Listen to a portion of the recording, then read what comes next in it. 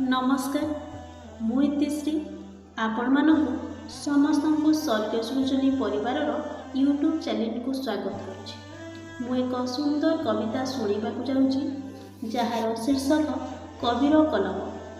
रचना करिसेंती भारती लेंगा।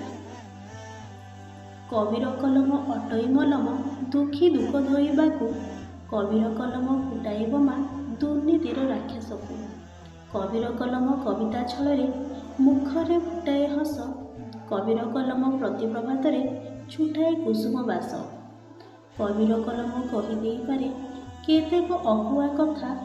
कबीर कलम बढ़ाई दिए नेतांक मुंड व्यथा। कबीर कलम घूरी बुलु थाए भावनार राइजरे। कबीर कलम घासर गालिचा छाए मरु उद्यान। कबीर कलम पछी देई पारे दुखी आखिरु लुह। कबीर कलम जाग्रत करे हृदय भक्ति भाव सुह। कबीर कलम खली देई पारे मिछुआ लांचुआ मुख। बिना अस्त्र टाणी देई पारे जीवनर शेष रेखा। कबीर कलम शक्त प्रहार करे धर्म को छड़ा। कबीर कलम आतरे साउंडी रखे स्नेह ममता को। कबीर कलम गढ़ी देई पारे भांगी जाइथिबा नीड़। कबीर कलम भांगी देई पारे दुर्नीति राक्षस गोड़।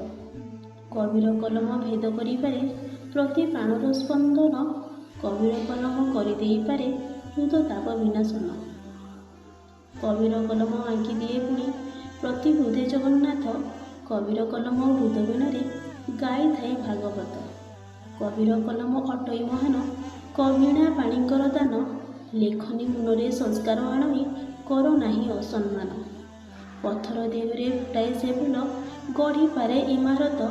कबीर कलम नुहई सामान्य द्वितीय ईश्वर सेत। कबीर कलम कही देई पारे मन तल अनुभूति।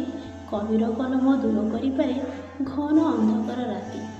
कवि पाई सिना कलाकार सृष्टि कला पाई ताल लय। कबीर कलम देई थाए सदा कविटी को परिचय। धन्यवाद।